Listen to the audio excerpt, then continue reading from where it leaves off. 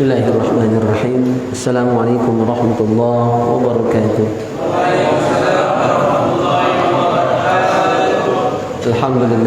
Alhamdulillahilladzi an'ama 'alaina ni'aman katsira. Asyhadu an la ilaha illallah wahdahu la syarika lah wa asyhadu anna sayyidana Muhammadan abduhu wa rasuluhu la nabiyya ba'da. Allahumma shalli wa sallim wa barik wa karrim wa azim ala sayyidina Muhammad wa ala alihi wa sahbihi wa mawalah. Amma ba'du. Rabbi shrah li sadri wa yassir li amri wa hlul 'uqdatam min lisani yafqahu qawli yafqahu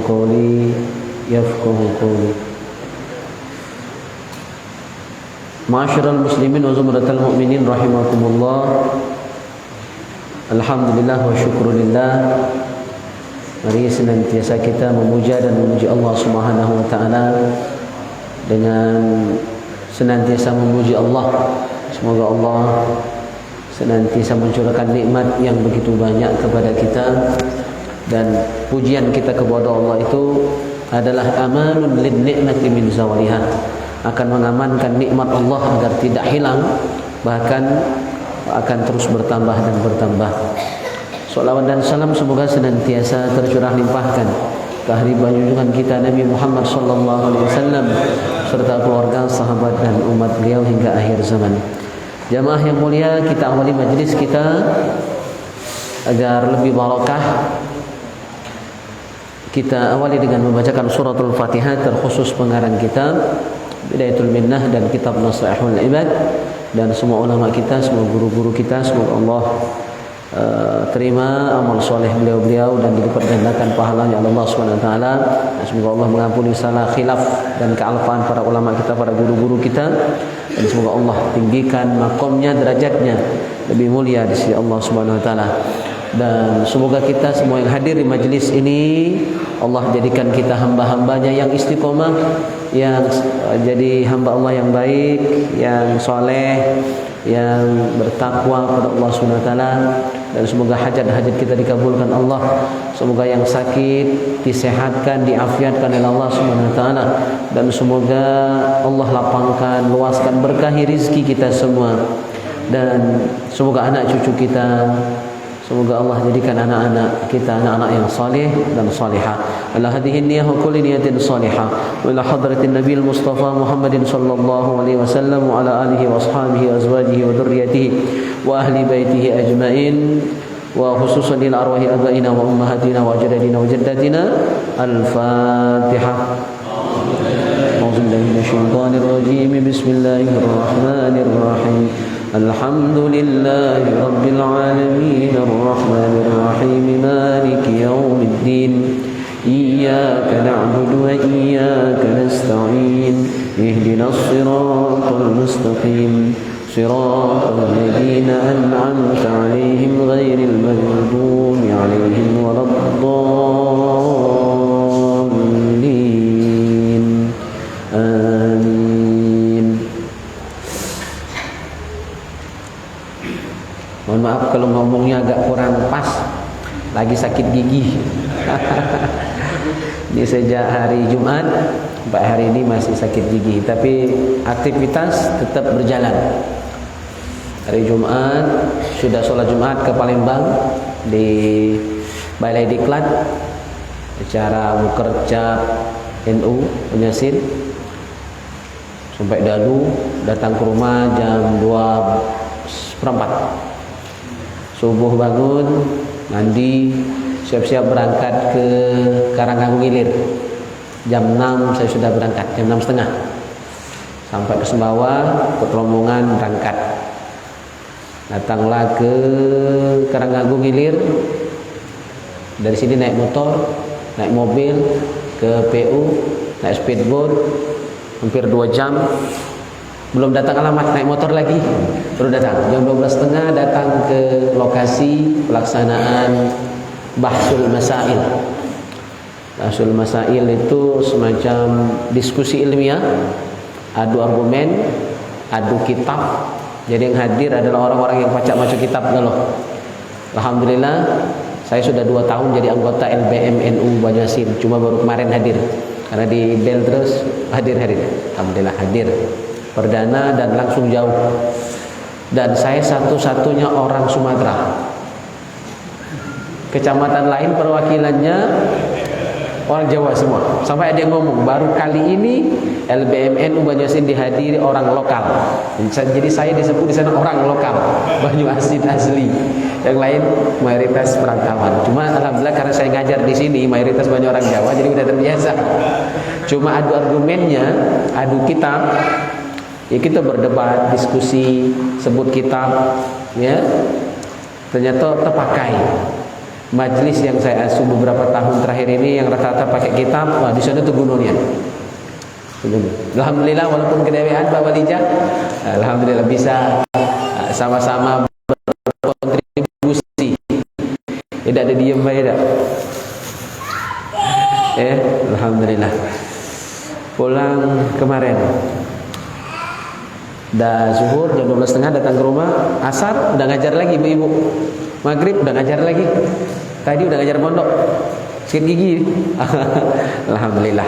Cuma biasa kalau lagi ngajar lupa. Pas balik lagi baru ada lagi. Nah, tadi sempat di-strom oleh Bang Zali. Agak kurang juga menyutnya dikit. Alhamdulillah, kita lanjut fikih terlebih dahulu. Sunnah solat yang ke-162.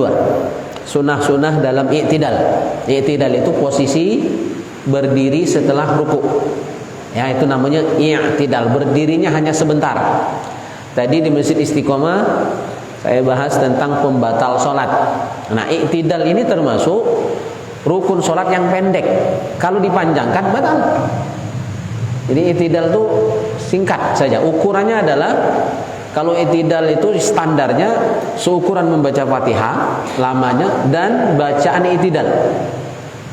Atau kalau subuh itu khusus i'tidal kedua ditambah doa kunut. Hanya boleh sepanjang itu.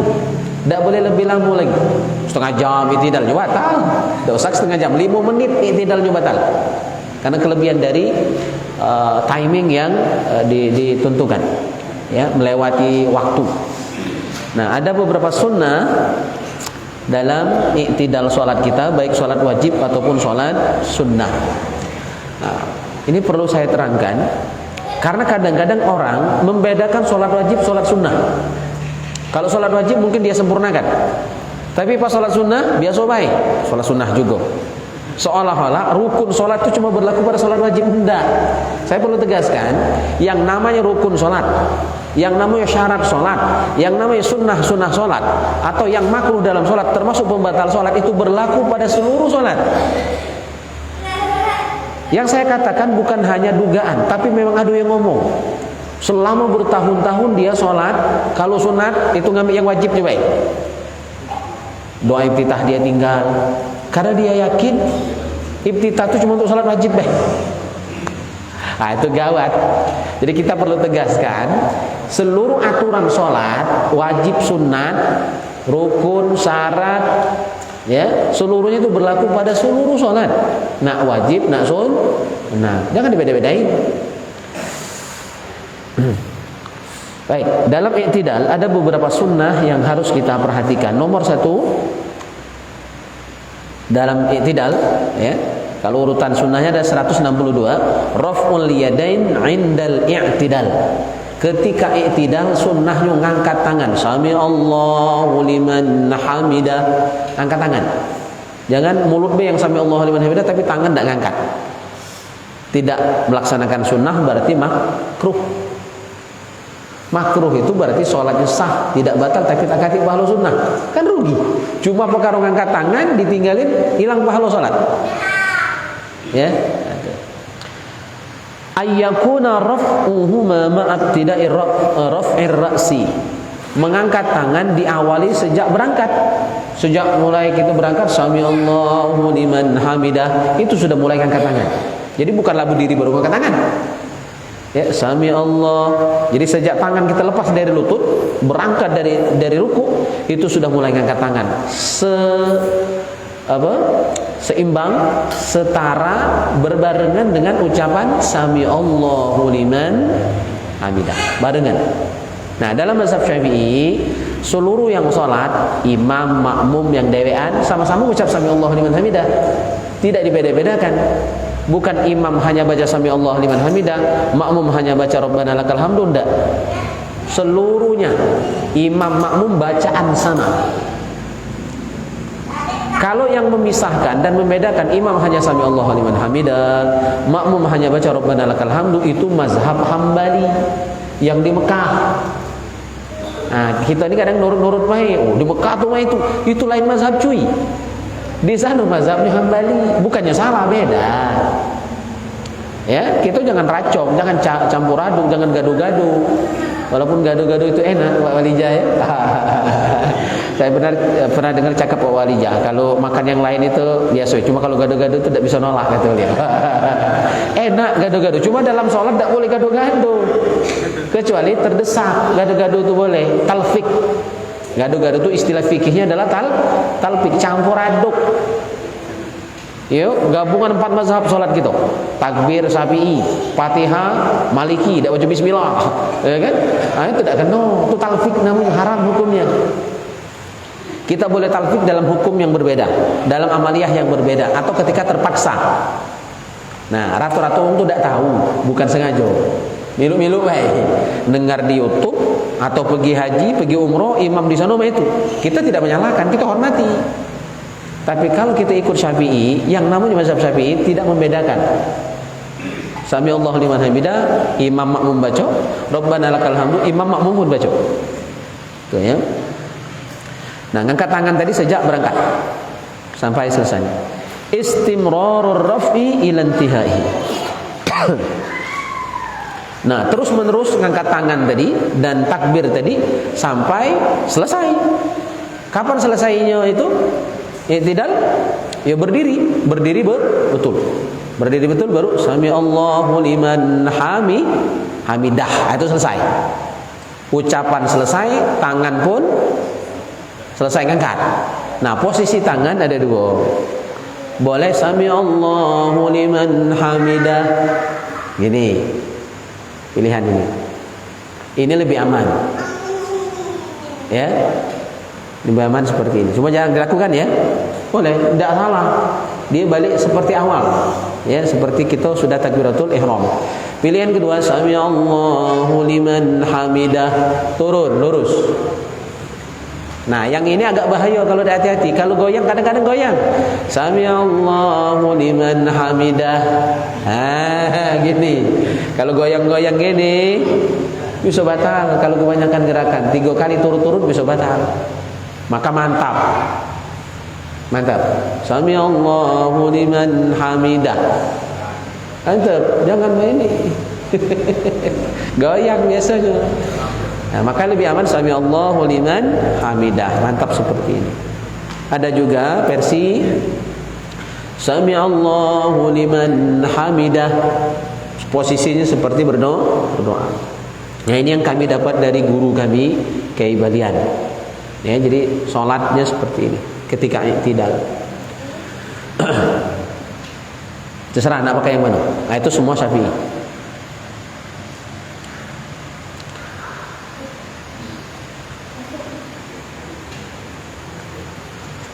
Berikut ayyakula sami Allahu liman hamidah. Sunnahnya ketika i'tidal membaca sami Allahu liman hamidah. Ayyakula dzalika ma'abtida'i raf'i ra'sihi. Nah, ucapan sami Allahu liman hamidah dimulai sejak kapan? Sejak kita mulai ngangkat kepala. Jadi sambil ngangkat kepala dari ruku' ke i'tidal, ya, mulai mengucap sami Allahu liman hamidah. Bukanlah berdiri baru sami Allahu liman hamidah. Intinya harus kompak. Sekali lagi saya tegaskan, dalam sholat itu antara gerakan, ucapan, isi hati harus kompak. Kalau tidak kompak, nah itu bisa dianggap sholatnya orang munafik. Ucapan lain, gerakan lain, hati lain. Ya, badannya di sholat, hatinya di luar sholat. Itu sholatnya munafik. Maka kita diajarkan dalam sholat harus serasi, seia sekata, serasan sekate. ayyajharal imam bihi. Nah, ucapan sami Allah liman hamidah bagi imam dijaharkan, dikuatkan. Nak salat apapun, maghrib, isya, subuh ya nian, ya, zuhur, asar pun itu. Kalau mentang-mentang salat zuhur dan asar sir laju sami Allah liman hamidah lah sir pula. Mama nu makmum nak tahu kan kita lah tidak tu. Ya tetap seluruh salat bagi imam dijaharkan bacaan sami Allahu liman hamidah. Makmum sir, bacaannya sir. Saya imam pernah terganggu oleh makmumnya kuat, ya. Pas yang belakang kita pula, dia pakai yang di Saudi tadi. Kita sami Allah liman hamidah, dia Rabbana walakal hamd. Lagu je lagi sama, kuat pula, tekannya gitu. Nah, itu bahaya. Kalau imam sampai terganggu, haram hukumnya. Atau makmum lain terganggu dengan bacaan kita yang kekuatan. Makmum, sesama makmum. Kalau imam memang harus kuat. Sesama makmum, bacanya kuat. Sama cak kuat dengan imam, bahkan mungkin lebih kuat dari imam. Kalau makmum atau imam tidak terganggu, hanya makruh saja. Tapi kalau sampai imamnya terganggu, tekannya. Kalau imamnya jantungan, temaju, temundur misalnya, batal salat imam. Dan hukum yang kekuatan tadi bisa haram. Kalau tidak sampai terganggu, makruh. Kalau sampai mengganggu, haram. Ayyakula idza istawa qa'iman rabbana lakal hamdu mil'as samawati wa mil'al ardi wa mil'a ma syi'ta min syai'in. Aduh, ketika sudah berdiri lurus, tegak lurus, barulah baca Rabbana walakal hamd. Ada beberapa versi ya. Kalau yang pendek Rabbana walakal hamdu, itu yang pendek, pakai walakal hamdu. Kalau yang panjang wawnya tidak dipakai. Itu versinya. Rabbana lakal hamdu mil'us samawati wa mil'ul ardi wa mil'u ma syi'ta min syai'in ba'du. Nah, itu yang dibaca mil'u boleh. Boleh dibaca mil'a. Rabbana lakal hamdu mil'as samawati wa mil'al ardi wa mil'a ma syi'ta min syai'in ba'du. Dua-duanya boleh. Atau boleh ditambah, sudah lakal hamdu tadi, Rabbana lakal hamdu bil samawati wa bil ardi wa bil masyi'ta min syai'in ba'du, boleh ditambah hamdan katsiran thayyiban mubarakan fi. Nah, itu saya pakai biasanya. Ada tambahan lagi ternyata. Ya, nah, ini saya jarang pakai. Makanya tidak perlu hafalnya. Ayyazida aidan, sunnah juga ditambah ahla thana wal majdi ahaqqu man qala al abdu wa kulluna laka abdun Allahumma la mani'a lima a'taita wa la mu'tiya lima mana'ta wa la yanfa'u dzal jaddi tapi itu juga bacaan ini tidak. Tapi kita bebas mau pilih yang mana, yang paling sempurna pakai galau kalau hafal. Atau bagi imam yang makmumnya ridho kalau dibaca galau, kan bakal lama itu. Nah, selama yang dibaca ini jadi lama karena membaca zikir-zikir ini tidak apa-apa. Tapi kalau lamanya diem baik tanpa ada bacaan atau membaca tapi melebihi standar, maka sholatnya batal karena kelamuan dalam i'tidal, di mana tadi i'tidal saya katakan adalah rukun sholat yang pendek. Satu lagi yang pendek itu duduk antara dua sujud. Itu tidak boleh lama. Duduk antara dua sujud, ukuran lamanya maksimal selama membaca tahiyat dan doa antara dua sujud itu. Tidak boleh lebih dari situ. Kelamuan bisa batal. Ayyakula kulla dzalika sirran. Nah, seluruh bacaan tadi sami Allah liman hamidah, Rabbana lakal hamdu dan seterusnya dibacanya sir. Dibacanya sir oleh makmum. Untuk imam yang kuat hanya sami Allahu liman hamidah. Walaupun imam juga baca Rabbana lakal hamdu dan seterusnya, itu bacaannya sir. Bacaannya sir.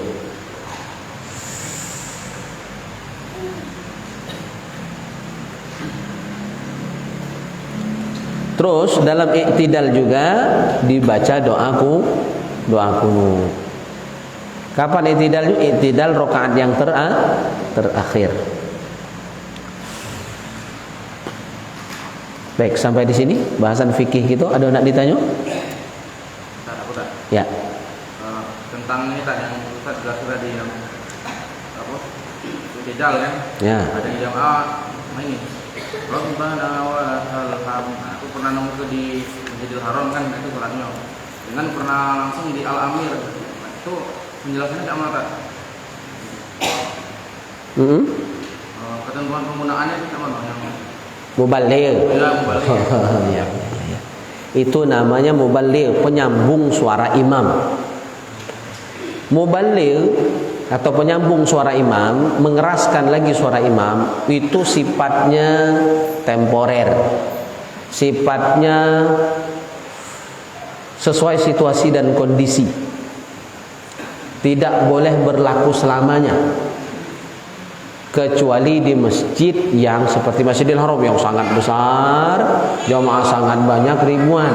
Di situ baru diperlukan. Masjid ini tidak butuh muballigh.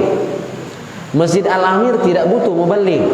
Jadi muballigh itu bukan penceramah ya, makna lain. Penyambung suara imam tadi. Imam takbir Allahu Akbar, dia Allahu Akbar. Muat dulu ya. Itu muballigh namanya. Hanya diperlukan pada saat-saat tertentu. Dan sejarah muballigh itu adalah di akhir-akhir kehidupan Rasulullah. Rasulullah udah sakit, tetap imam sholat. Sebenarnya beliau sudah mendelegasikan sahabatnya Abu Bakar untuk jadi imam. Abu Bakar manu tega, Nabi masih ada. Ya, sebagai murid dia tidak merasa tidak layak, tidak pantas, walaupun Nabi sudah menunjuk dia untuk jadi imam, tapi dia tidak galak. Masa kok Nabi masih jadi imam? Soalnya kan kecil, orang sakit, ya, sakit, suaranya kecil, maka nyaris tak perlu terdengar. Jadi sejak saat itu ada sahabat yang mengeraskan suara takbir dan bacaan-bacaan salat tadi sebagai kode berdiri, rukuk dan seterusnya. Itu sejarah muballigh. Jadi bukan dari awal ada sholat Nabi imam, setiap sholat Nabi ada sahabat yang jadi muballigh, enggak. Situasional, nah, itu bahasa Indonesianya ya. Hanya pada saat-saat tertentu saja. Ya. Nah, di sini boleh pakai muballigh. Misalnya mati lampu, mic tak hidup, jamaah itu sampai di luar sana misalnya. Maka boleh salah satu langsung mengangkat dirinya jadi muballigh, menguatkan suara imam. Atau pernah kami sholat waktu Maulid Nabi saat itu di Sukamulya. Kalau tidak salah, imamnya sholat asar sudah saya ceramah, sholat asar orang lain yang imam. Itu tak kedengaran sama sekali. Saat semua yang dewek. Itu boleh ada yang muballigh, menguatkan Allahu Akbar, lebih kuat suara dia dari imam boleh. Nah, jadi dalam kondisi normal tidak boleh, tidak diperlukan. Maka dulu sempat ada muballigh sejak saya imam tahun 2015 itu kita buang. Awal-awal karena kita masih menyesuaikan orang baru, jangan vokal dulu kan, turut dulu. Itu lebih kurang ada beberapa minggu Jumatan saja saat itu dipakai, itu Jumatan. Sudah itu kita tinggalkan. Itu ya, tapi sebelum ditinggalkan kita terangkan dulu. Saya kultum menerangkan tentang hal itu. Ya, itu sifatnya temporer, sementara saja. Situasional. Ya, kalau tanpa alasan tidak boleh. Dan juga yang jadi muballigh harus hati-hati. Niatnya apa? Kalau niat dia hanya mengingatkan makmum lain, batal sholat dia. Niat dia ketika baca Allahu Akbar, Sami Allahu liman hamidah, niat dia saat itu adalah zikir. Kalau niat dari muballigh mengucapkan takbir, Sami Allahu liman hamidah, niat dia mengingatkan makmum, memberitahu makmum, batal. Ada ilmunya. Sama seperti kita mengingatkan imam yang salah. Imam seharusnya sujud lagi yang kedua, tapi ternyata imam sujud cuma sekali, langsung bertegak Allahu Akbar. Makmum mengingatkan kan, baca tasbih subhanallah. Ada niat. Apa niatnya? Kalau niatnya mengingatkan imam, batal. Kalau niatnya zikir, tidak apa-apa. Atau dua niat, niatnya zikir sekaligus mengingatkan, boleh. Kalau hanya niat mengingatkan tanpa niat zikir, batal. Yang ucap subhanallah tadi. Jangan masing-masing. Ya, ketika imam salah langsung subhanallah, subhanallah. Sampai imam nurut baru berhenti. Biasanya kadang-kadang rame sama masjid subhanallah gitu. Itu tidak sesuai aturan. Cukup yang ngomong satu aja. Dan 3 kali. Ya, kalau imam tak nurut sudah. Kalau tidak sampai membatalkan lanjut saja. Kalau sampai membatalkan kesalahan imam tadi, ya kita mau parokoh, lanjut sholat dewek. Kan ada solusinya, ada ilmunya. Gitu. Lanjut, ada lagi.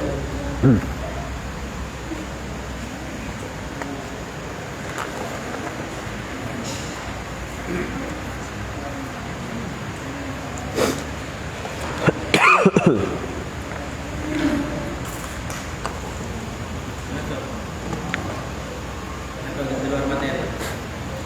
Misalkan membaca Al-Quran kayak di buku-buku pelajaran kayak itu kan, itu wajib dulu apa tidak usah?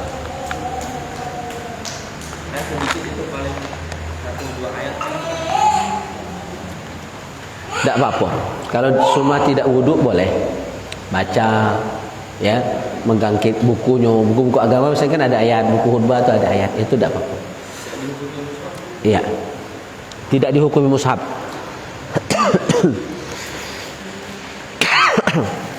Yang dihukumi mushaf itu yang murni Al-Quran, ya, tanpa campuran lain. Bukan. Ya, buku Yasin itu bukan mushaf karena sudah ada translate-nya, ada terjemahnya, ada yang lain juga, tahlil, ada doa, ada zikir-zikir lain, ada talqin, ada tuntunan sholat jenazah. Berarti tidak disebut mushaf. Nah, Lanjut, ada lagi?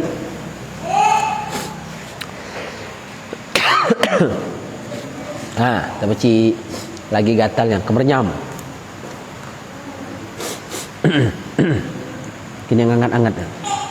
Ada lagi?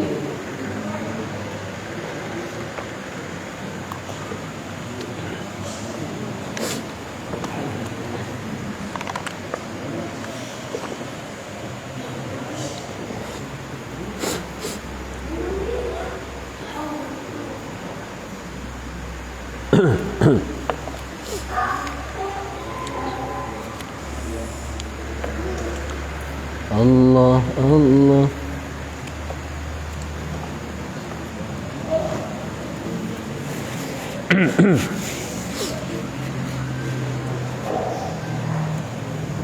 Oke, sambil nunggu pertanyaan kita lanjut satu kitab lagi, kitab Nasaihul Ibad.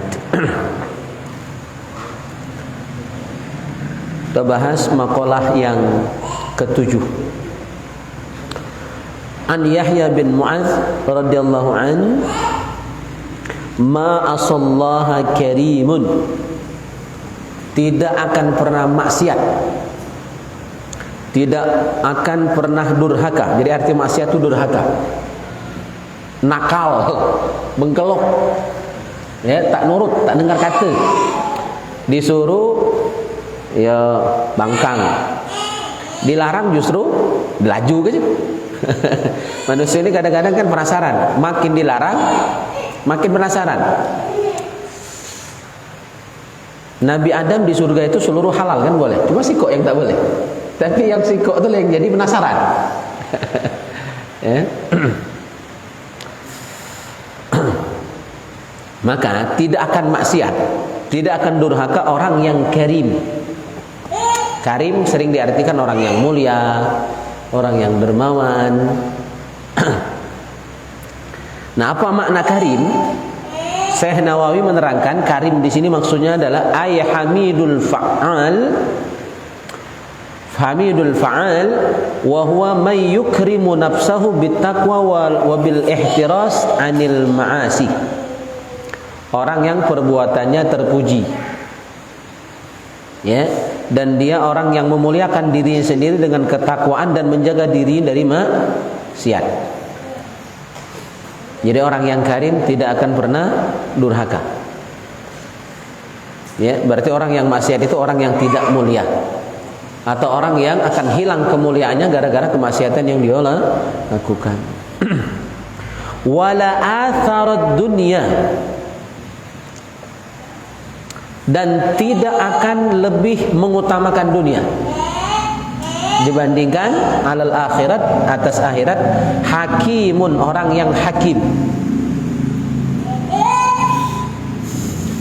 Bapak, tidak akan mengutamakan dunia atas akhirat orang yang hakim. Kalau kita biasanya lebih mengutamakan dunia. Contohnya tidur dulu baru sembahyang, ya kan? Kerja dulu, mancing dulu, kondangan dulu, urusan sembahyang akhirat kagak. Nah, itu contoh nyatanya. Nonton dulu, tanggung filmnya belum habis. Kalau sholat tuh, kalau film lagi nonton film misalnya nunggu iklan, kagak habis iklan. Padahal wudhu di siap nih, kagak. Tunggu iklan dulu. Ah, iklan baru sembahyang. Pas sembahyangnya cepet-cepet karena nak ngejar sambungannya lagi. Ah, itu berarti lebih mengutamakan dunia daripada akhirat. Azan berkumandang, hari hujan, subuh misalnya kan, bangun sudah, kagak dulu, naik ke mall dulu. Kagak. Asak kagak itu bangun lagi jam 8 itu. Akibat lebih mengutamakan dunia daripada akhirat.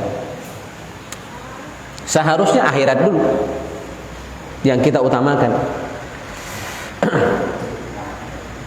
Nah, tidak akan seperti itu ya orang yang hakim.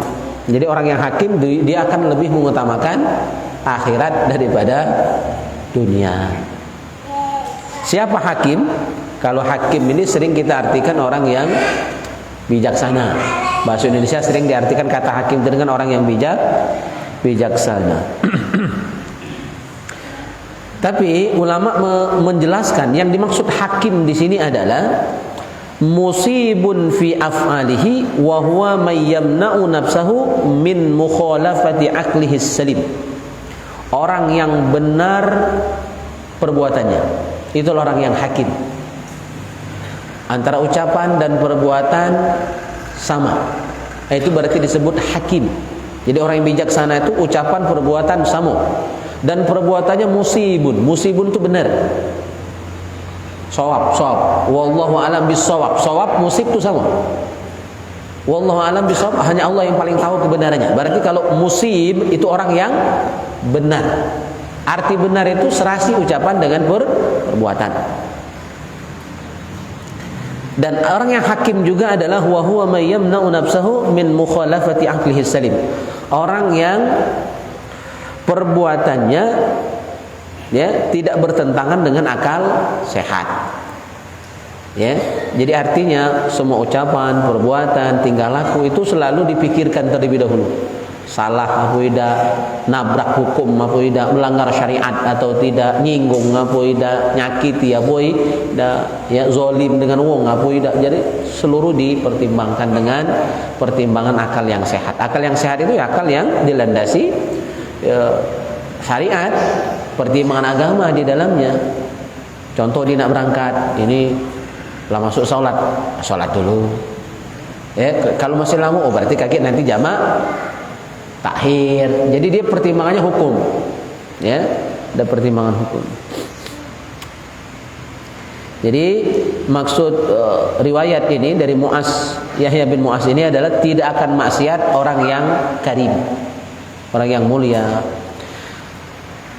dan tidak akan mengutamakan dunia atas akhirat orang yang hakim, orang yang bijaksana. Wa anil A'mas radhiyallahu an, dari Al-A'mas radhiyallahu an, man kana ra'su malihi at-taqwa, orang yang modalnya, ra'sul mal itu modalnya dalam menjalani kehidupan adalah takwa. Modalnya takwa. Kallatil alsun an wasfi ribhi dinihi, maka lidah kita akan keluh, capek nak nyebutkan, ya, tangan mungkin sengal nak nulis, besarnya pahala yang dia dapat, ya, keuntungan yang dia dapat dalam agamanya ketika modalnya dalam menjalani kehidupan adalah takwa. Maka seluruh niatkan takwa, makan minum niatnya takwa, ya, mencari niatnya takwa, belajar seperti ini niatnya takwa, arti ikhlas karena Allah. Kita belajar ini untuk menyempurnakan ibadah, untuk jadi hamba Allah yang baik, untuk jadi hamba Allah yang soleh, bukan cuma sekedar belajar, ya, cuma nak dapat ilmu, ilmunya banyak cuma untuk dibangga-banggakan, bukan hanya itu. Jadi niatnya agar jadi orang baik, niatnya agar jadi orang takwa. Dan takwa itu kan ada tingkatannya. Minimal takwa orang awam itu apa? Tidak syirik. Ya, tidak syirik.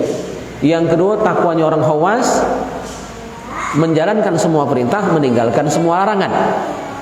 Itu takwanya orang khawas. Yang ketiga yang tertinggi, takwanya orang khawasul khawas. Takwa ma yashghalu anillah. Takwa dengan meninggalkan semua yang dapat melalaikan dia dari Allah. Apa yang buat dia lalai, lupa dengan Tuhan, dia tinggalkan. Gawe, kalau dengan gawe tadi banyak lalai, sarung nak semayang tinggal. Ya, nah, itu takwanya orang khawasul khawas, dan itu sulit, sangat berat. Nah, orang yang modalnya takwa dalam menjalani kehidupan sehari-hari, tak pacak nak nyebutkan pahala saking banyaknya, saking besar. Wa man kana ra'su malihi ad-dunya kallatil alsun an wasfi khusrani dinih. Sebaliknya, kalau modal kita dalam menjalani kehidupan adalah dunia, niatnya dunia, ya begawe memang nak nyari dunia niat, katik niat nak beramal. Makanya niat nyari duit itu kan, hukum nyari duit itu macam-macam. Ada yang wajib kalau niatnya untuk memenuhi kebutuhan keluarga. Ada yang sunat kalau niatnya selain untuk kebutuhan primer, kita pengen pacak sedekah dikit-dikit, ya kan? Itu sunat. Ada yang mubah, kita nyari duit, kebutuhan keluarga terpenuhi, pacak nyekolahkan, nguliakan anak, terus sedikit-dikit pacak sedekah, pacak berbagi, ya. Nah, terus masih ada lebih, pengen bagusi rumah, ya kan? Biar nyaman tinggal di rumah, capek begawe kalau nyengok rumah bagus, catnya terang, ya kan, hordengnya indah, kan nyaman tinggal di rumah, betah tinggal di rumah serasa tinggal di hotel. Itu boleh tak? Boleh, mubah hukumnya mencari duit untuk lebih menikmati kehidupan seperti itu. Atau mobilnya selama ini mobil buruk, kan pengen ganti mobil baru, ya. Dalam konteks tahadduts bin nikmah, mensyukuri nikmat Allah, maka itu mubah, boleh hukumnya. Yang haram, niatnya cuma dunia baik, beladas, mabuk sombong, ya, entak kata ke belagak, entak kata ke sugi, niatnya itu, nah itu yang salah, dosa itu, haram hukum. Yang lebih bahaya lagi adalah urusan akhirat, niatnya dunia kan, itu lebih parah, ya. Jadi sebaliknya, kita ini urusan apapun, urusan dunia, urusan akhirat, niatnya lillahi ta'ala,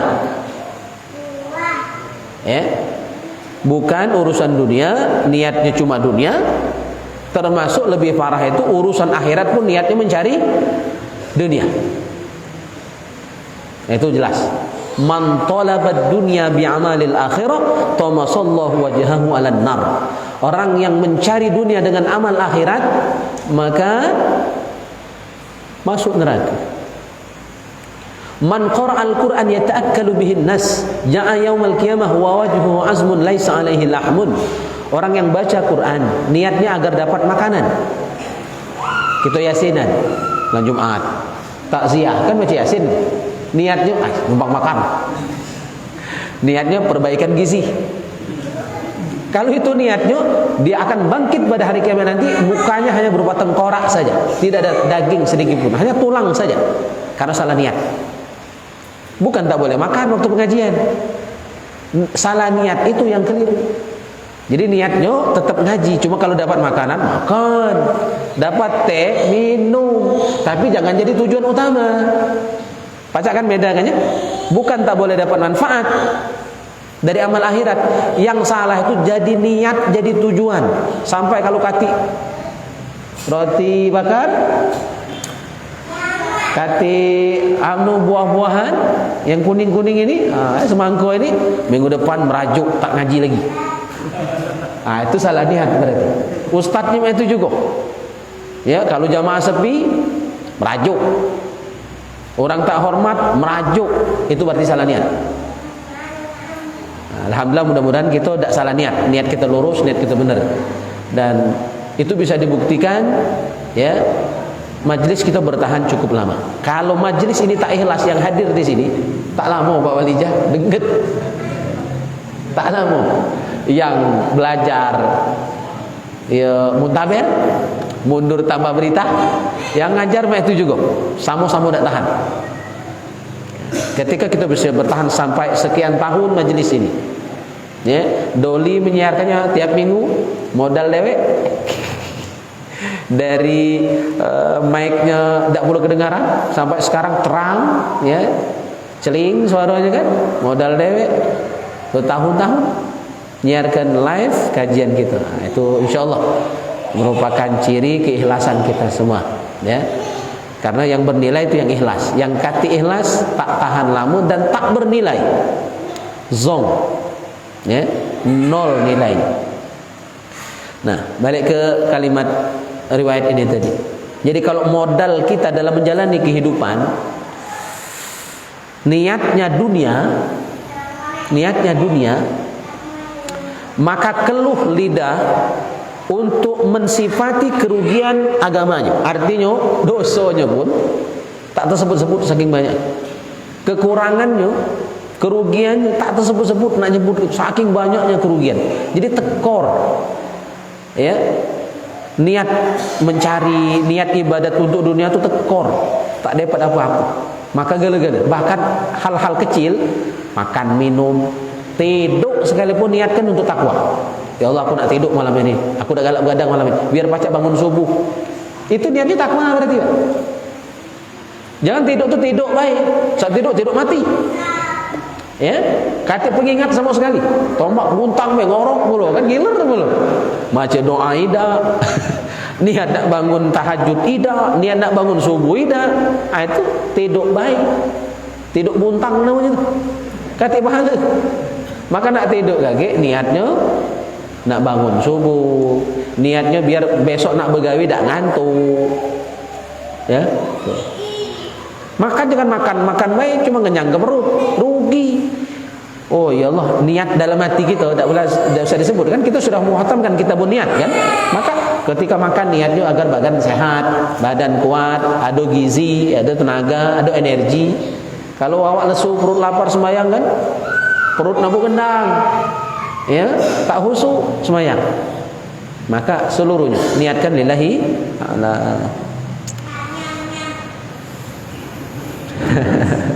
Lanjut. Wa an Sufyan Ats-Tsauri radhiyallahu an. Dari Sufyan Ats-Tsauri radhiyallahu an. Kullu ma'siyatin an syahwatin fa innahu yurja ghufranuha. Setiap maksiat, kata Sufyan Ats-Tsauri, setiap maksiat yang sumbernya dari syahwat. Maksiat tadi dilakukan karena tak pacak membendung dorongan syahwat, keinginan nafsu, akhirnya terpaksa dilakukan dosa tadi. Fa innahu yurja ghufranuha. Nah, kabar gembiranya, dosa yang dilakukan oleh dorongan syahwat ada harapan dapat ampunan Allah. Apa ciri dosa itu karena syahwat? Biasanya setelah melakukannya menyesal. Sudah tak sholat tadi nyesel, ya Allah ngapa aku tak sembahyang. Atau tak sengaja misalnya mabuk, sudah sadar, sudah dalam got tadi asal bangun tu, dalam got nyungsep, ya kan? Asal terbangun sadar, ya Allah ngapa aku dalam kenang-kenang mabuk, ya Allah, nyesal banget sudah itu, nyesal niat. Nah itu ciri dosa tadi dilakukan oleh dorongan nafsu, syahwat. Nah, orang yang dosanya sumbernya adalah nafsu dan syahwat, ada harapan diampuni. Ngapa? Karena biasanya dia nyesal. Kalau dia nyesal, dia taubat. Kalau dia taubat, diampuni Allah dosanya. At-taibu minaz zanbi kaman la zanba lahu. Orang yang bertaubat dari dosa dia sebanyak apapun, hatta tablugha sama, meskipun dosanya setinggi langit, kalau dia minta ampun dan sungguh-sungguh taubatnya, Allah ampuni. Nah, rata-rata kita maksiat itu karena nafsu. Karena nafsu. Ya. Yang kedua, sumber dosa itu bukan nafsu. Wa kullu maksiatin an kibrin fa innahu la yurja ghufranuha. Setiap dosa yang sumbernya adalah sombong. Dalam riwayat lain disebutkan hasud, iri, dengki, luat hati hingga orang yang sukses dari dia. Dan ini penyakit bisa menghinggapi siapapun. Nak ustaz, nak bukan, pacak sombong, pacak iri dan dengki. Bahkan ustaz itu lebih besar peluang untuk sombongnya. Ustaz yang berilmu itu lebih besar peluang untuk iri dan dengki dengan sesama ustaz juga. Ya, na'udzubillah. Kata Sufyan Ats-Tsauri, maksiat yang sumbernya sombong, atau riwayat menyebutkan sumbernya adalah iri dan dengki, tidak ada harapan diampuni dosanya. Ngapa? Biasanya orang sombong tak sadar. Biasanya orang iri dan dengki dengan orang lain tak sadar mandio salah. Merasa benar itulah. Malah kalau kita omong wong sombong itu tidak nerima, lah kita tunjukkan dalil.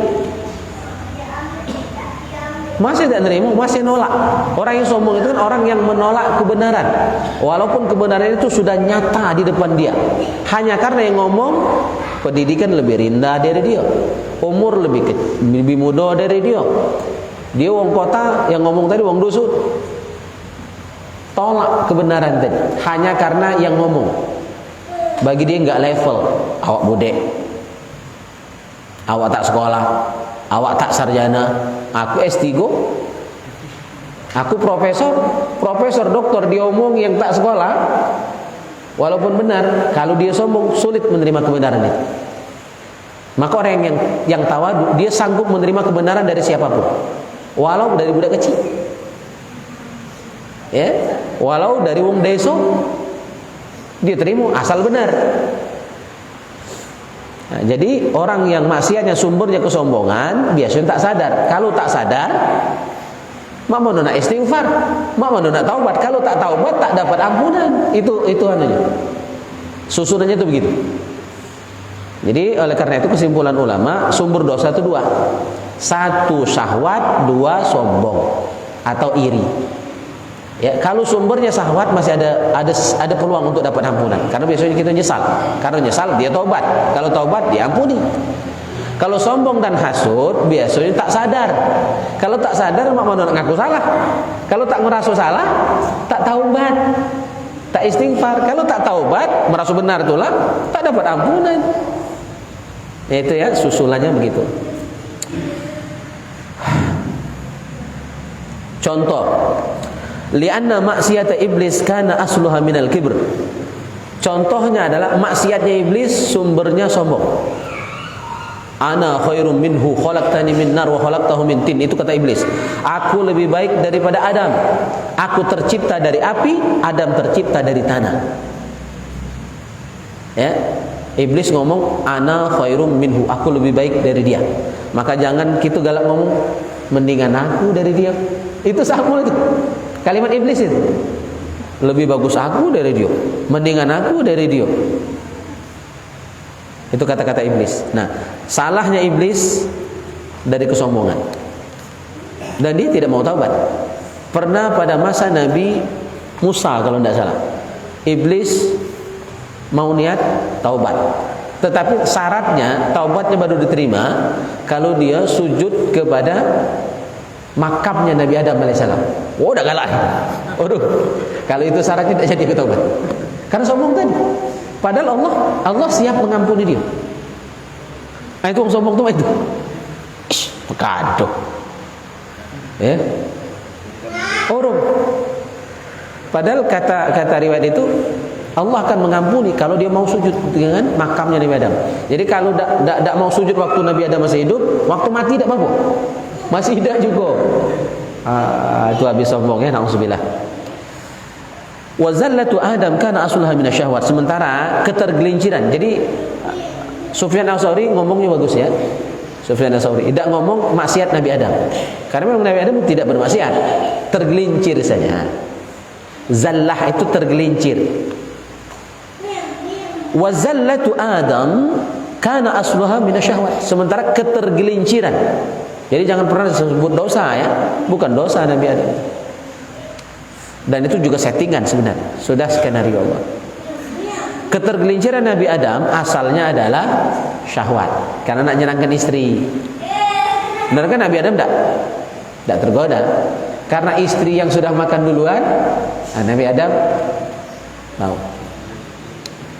Tidak juga kita berniat menyalahkan Siti Hawa, enggak. Ya. Itu memang sudah settingannya begitu. Karena dari awal sudah difirmankan Allah, wa idz qala rabbuka lil malaikati inni ja'ilun fil ardi khalifah. Aku hendak menciptakan khalifah di muka bumi. Sebelum Nabi Adam diciptakan itu. Nah, jadi itu skenario agar ada alasan beliau turun ke bumi. Jadi iblis pun terbudi sebenarnya di situ. Skenario-nya memang begitu. Nanti setelah kita di dunia, kita beramal, balik lagi ke surga. Jadi kita ini makhluk surgawi yang merantau dulu ke dunia, lagi balik lagi. Nah, cuma ada yang pacak balik, ada yang tidak pacak balik. Semoga kita semua yang hadir malam hari ini pacak balik ke tempat asal kita, surganya Allah Subhanahu wa taala, tempat nenek moyang kita ya. Amin ya rabbal alamin. Dua lagi kita bahas. Wa an ba'diz zuhad, dari sebagian orang-orang yang zuhud. Sering kita dengar orang zuhud tuh. Apa orang yang zuhud? Definisi zuhud, orang yang zuhud, wa humul ladzina ihtaqaru ad-dunya wa lam yudaru biha bal akhadhu minha qadra daruratihim. Nah, orang yang zuhud itu adalah orang yang meremehkan dunia, tidak peduli dengan dunia, mengambil dunia itu cuma sekedar kebutuhan darurat saja. Jadi bukan jadi tujuan. Dunia itu bukan tujuan, cuma untuk kepentingan darurat, untuk makan minum yang memang tidak bisa hidup, untuk nyukalkan anak, bukan cuma untuk numpuk-numpuk harta. Ya, cuma untuk apa? Sesuai kebutuhan saja. Tidak berlebihan. Kalaupun lebih dia berbagi. Kalau pas-pasan masih tetap pacak berbagi, ya. Nah, itu. Maka Nabi sampai bersabda, "Ittaqun nar walau bisyikki tamrah." Sedekahlah walaupun cuma dengan setengah biji kurma, artinya walaupun dikit berbagi. Apalagi ada banyak. Nah, orang yang sanggup berbagi dengan harta yang Allah titipkan kepada dia, itu berarti orang yang zuhud. Orang yang zuhud. Dan ilmu zuhud itu bukan ilmu orang miskin. Kalau miskin zuhud wajar, buntu, ya kan? Ilmu zuhud itu ilmu orang kaya. Dia punya segalanya tapi hidup sederhana. Jadi zuhud itu ilmu orang kaya, bukan ilmu orang miskin. Maka jangan pernah katakan, kata ulama, Nabi Sulaiman tidak zuhud. Nabi Sulaiman zuhud. Dengan kekayaan beliau yang separuh dunia, timur ke barat kerajaan beliau saat itu. Beliau paling kaya, tapi beliau tetap zuhud. Jadi zuhud itu ilmunya orang yang kaya, bukan ilmu orang yang buntu. Buntu zuhud wajar kan? Yang luar biasa itu adalah dia punya tapi biasa baik. Ini kadang-kadang buntu sok kaya. Awak nebeng rasa mobil dewek. Awak nebeng. Kadang-kadang seperti itu ya. Alhamdulillah. Nah, orang yang zuhud berkata, beri nasihat untuk kita. Apa kata beliau? Man adznaba dzanban wa huwa yadhak. Barang siapa melakukan dosa sambil tertawa. Ada yang malah bukan cuma tertawa, bangga. Diceritakan dosanya. Aku dulu mabuk itu, cuma sebotol, laku selusin, tak mabuk. Dia menyebutkan dosanya dengan bangga, bukan hanya senyum, bangga. Ya, nauzubillah itu. fa innallaha yudkhiluhun nar wa huwa yabki, maka Allah akan masukkan dia ke dalam neraka sambil nangis. Jadi kalau maksiat sambil tertawa, maka akan masuk surga, masuk neraka sambil nangis. Udah balik. Wa man ata'a wa huwa yabki fa innallaha ta'ala yudkhiluhul jannah wa huwa yadhhak. Barang siapa melakukan ketaatan tapi sambil nangis, melakukan ibadat sambil nangis, salatnya nangis, ngajinya nangis, majlis taklimnya nangis. Nangis apa nahan ngantuk? Lah puap-puap keluar air mata. Nangis juga itu. Nangis atau nangis sama makan cuko saya udah kasih cuko hari ini. Pedesan, nangis. Melakukan taat sambil menangis. Fa innallaha ta'ala yudkhiluhul jannah wa huwa yadhhak, maka Allah akan masukkan dia ke dalam surga sambil tertawa. Nah, nangis ini nangis ngapo? Ibadahnya nangis ni ngapo? Kata ulama, hayaan minallahi ta'ala wa khaufan minhu ta'ala ala taksirihi fi tilka ta'at. Karena malu. Nangis waktu ibadah tadi malu. Dan takut, malu mempersembahkan ibadah yang kurang sempurna. Salatnya belum khusyuk, zikirnya masih banyak lalai, mulut zikir, hati kemana-mana. Malu, maka dia nangis. Atau menangis karena takut, jangan-jangan ibadahnya tak diterima. Ada kekhawatiran seperti itu, maka dia sedih. Ya kan? Nah, nangis karena itu. Bukan lagi sholat ingat utang belum terbayar, itu lain cerita. Nangis itu nangis lain itu. Terakhir kita bahas malam hari ini, wa anin nabi sallallahu alaihi wasallam la saghirata ma'al israr. Sabda Nabi sallallahu alaihi wasallam, tidak ada dosa kecil kalau terus-menerus dilakukan. Dikit-dikit, lama-lama jadi dikit. Maka jangan pernah remehkan dosa walaupun kecil. Kalau tiap hari besar, lama-lama. Wala kabirata ma'al istighfar, dan tidak ada dosa besar kalau terus istighfar. Jadi dosa walaupun besar, kalau minta ampun terus, habis lama-lama. Ya, bersih lama-lama. Wa qila hammul arif ats-tsana. Ada yang mengatakan bahwa hajat, cita-cita, keinginan orang yang arif billah, yang mengenal Allah adalah memuji Allah. Jadi orang yang makrifat itu, dia tiap hari itu pengennya memuji Allah, bersyukur kepada Allah. Jadi banyak syukurnya, banyak pujinya kepada Allah, banyak sholawat, banyak zikir. Maka makanan ulama itu zikir, makan kalimat. Jadi orang yang sudah mengenal Allah, dia paling banyak zikir sebagai bentuk pujian kepada Allah. Jadi dia tidak peduli dengan dirinya, nak lemak, nak hidupnya, ya, nak soge, nak miskin, kati urusan. Yang penting dia memuji Allah. Kaya memuji Allah, buntu pun tetap memuji Allah. Nah, itu orang yang sudah makrifat. Ya, banyak zikir. Wa hammuz zahid ad-du'a. Kalau orang yang zuhud, cita-citanya, keinginannya berdoa, berminta. Jadi orang yang lemah berdoa, minta, ya Allah, lancar ke rezeki. Ya Allah, aku masih jomblo, pengen nikah misalkan. Banyak minta. Nah, itu amalan orang yang zuhud. Salah tidak? Cuma beda makom. Kalau orang yang makrifat tadi, dia tidak peduli dengan dirinya. Terserah Allah. Yang penting dia memuji Allah. Yang penting dia ibadat. Tapi kalau orang yang zuhud, dia ibadat untuk kepentingan dirinya. Dia ibadat pengen dapat pahala. Dia ibadat pengen masuk surga. Dia rajin sholat duha agar rezekinya lancar. Ya, di silaturahmi biar panjang umur. Jadi niatnya untuk dia, untuk pribadi. Ya, salah tidak, cuma makomnya agak di bawah orang yang arif billah. Lianna hammal arif rabbuh, karena tujuan orang yang arif billah, yang mengenal Allah, tujuannya adalah Allah, tujuannya Tuhan, bukan untuk diri dewek, bukan untuk pribadi. Wa hammuz zahid nafsuhu, sementara tujuan, cita-cita, keinginan orang yang zuhud adalah tujuannya nafsuhu, dirinya dewek. Maka dia dengan ibadahnya pengen masuk surga, pengen dapat pahala, pengen banyak bini dari bangsa bidadari, bukan? Salah tidak? Tapi makomnya di bawah orang yang arif billah. Tapi makom zuhud jadilah itu lagi sarung kita nak capai. Apalagi nih makom yang arif tadi, yang zuhud itu udah luar biasa. Nah, di bawah itu udah ada lagi makom. Jadi kita minimal jadi orang zuhud, ya, minimal jadi orang zuhud. Jangan tidak zuhud, karena tidak katik makomnya lagi. Baik, sampai di sini bahasan kita pada malam hari ini. Alhamdulillah, semoga Allah jadikan kita pribadi yang bisa terus memperbaiki diri sehingga Allah berkenan mengampuni kita, merahmati kita dan meridhoi kita semua.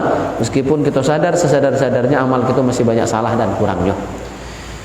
Sebelum kita tutup, ada nak ditanya, Pak Dik? Caknya lah berlinang-linang air mata.